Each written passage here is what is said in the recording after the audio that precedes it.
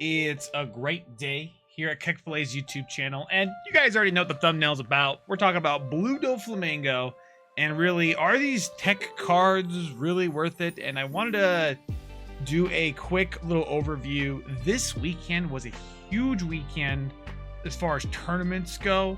For North America, we had 3 tournaments, being the San Diego and Wisconsin regionals and an online treasure cup, and I was really good. I did play in the online treasure cup where I went 6-3 with Doflamingo, and to my losses, I may have been able to deal with one, but honestly, I can't really beat a high rolling Lucci and like a high rolling Bonnie, so that's where I was kind of left at. But I wanted to go over some specific cards and specifically kind of my ideas, and some people played other tech cards this weekend. I wanted to go a little bit more in depth with that.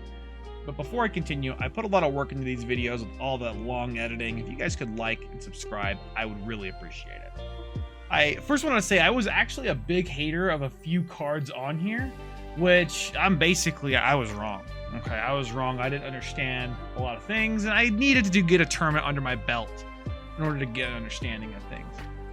If you guys want like an actual full deck list, I'm actually going to recommend Clyde's, aka or Jackson Wong's list, and really it's here. He does play a lot of one-ups. I'm going to go over some tech card choices here, and then also some other players had some interesting thoughts on some cards, and I kind of wanted to give that perspective from that. But just going off of this, I first want to jump onto Marshall.D.Teach. This card I was actually pretty negative against, and you know, a lot of players, Eric Quintana and such, they actually find this card to be really good, like top 3 card. Now the problem is you don't really need a lot of them. You only need to really see 1. You don't need to see 2 of these. It's kind of the awkward thing about this card, but it essentially acts as like another kind of Perona, where you just need this. And my biggest problem was that you actually lost a lot of value when you play this card out. And I felt like you lost drawing cards from your hand. But what I found out is that when you play Blue Doffy, you draw way too many cards.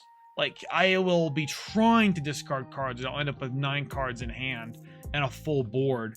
And it's just, I'm scratching my head like, is there any way I can get more value? And this is it, I think. This might be something you guys should try. It has some good, cute on turn 1 plays. And that's really the first card. The big one is actually Jozu, and it's really big in the mirror, but honestly it helps with Bonnie. It also really helps with BY Luffy, which is actually a hard matchup still.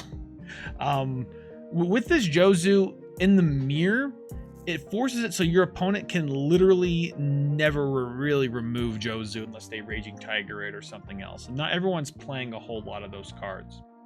And that's essentially it. He's almost irremovable against Blue Doffy, and also deals with cards like Cavendish and Green, which is kind of like the big 3 decks you need to always worry about. Doflamingo, Jackson did play one of these cards. I think he played it as like a 5th Jozu, essentially, because he wanted to play 4 of these and really try it out. I'm not sold in this card, really. If you play this card, you better have 4 Jozus as well, in order to really do anything with that. Next is Perfume Femur. This is a guaranteed. You need to play one of this. If your opponent finds out you don't play 1 Perfume Femur, they can play around that, and the game becomes so much easier for them, to be honest. So just the fact that you have it in your deck really does the job for you, but it can win you games. Next is Red Rock, and the reason why I have this kid here is that's why we have this. It's an answer to kid, because there's not a lot of good answers other than having tall bodies, playing out Marshall.D.Teaches and Jozus. But if you're playing, you know, Bonnie, and you just see a lot of these kids, you're just gonna laugh at your opponent unless they see a Red Rock. Honestly, if you see a lot of Bonnies at your locals, guys, like even like 1 or 2 good Bonnies, I would slow and throw like 1 or 2 of these in your deck if that was the thing. A Gravity Blade Raging Tiger, very strong. I'm gonna kind of quote somebody on this. Essentially, they said that they played this card and it never feels bad every time except for like once. So I don't really think there's a problem playing one or two of these cards. I'm just not the biggest fan, but I think that need to be seen. I have won a game because of it, but that's from that. Another tech card that people were looking at originally was a Trial Deck Crocodile that essentially draws you one overall. It is good value, but this deck doesn't really need the value. You're already drawing a lot of cards. So that's kind of the negative aspect of this. And the next card I wanted to talk about is actually Buggy. I had a game recently where I realized you can only look at the top 3. I didn't know until after the comment section called me out, which thank you for telling me that. I actually would have never known if that was the case. I just kind of looked at it and assumed you can at top or bottom the 3. And it's just another 2K counter. Honestly, it's felt okay in a lot of times where it's an extra Perona, but if you were playing like 2 Buggy, 2 Perona, people are just saying drop it, just get play 4 Perona. That might be the case. I think maybe a little bit more testing needs to go through, but the fact they can't bottom deck any cards kind of leaves it a little bit less flexible.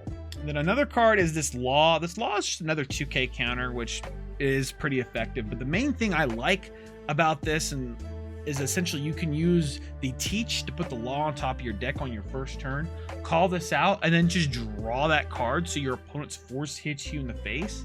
That was my biggest problem with playing cards rested to begin with, is that they never hit you, so you have like a huge hand.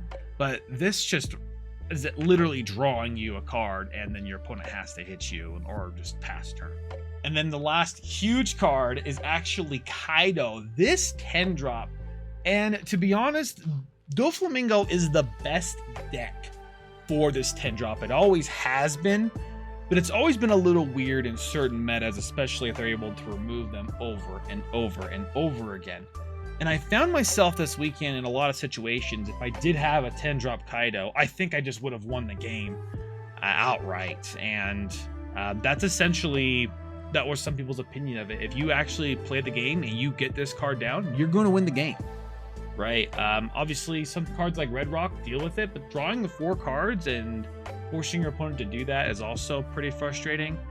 But I'm going to suggest you all play 1. I've seen some decks even play 2 of these, which is crazy, which does involve a lot of tech to take out of our main arsenal, making our deck overall less consistent.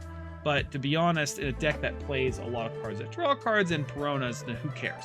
You're going to essentially see through your whole deck and then draw that anyway. So, and that's essentially it for the video, guys. I'm going to be doing a lot of workshopping this weekend on Blue Doflamingo in my Discord. If you guys want to workshop Doflamingo and maybe play some games, get used to more of the matchups, please join the Discord. It'll be down in the description below.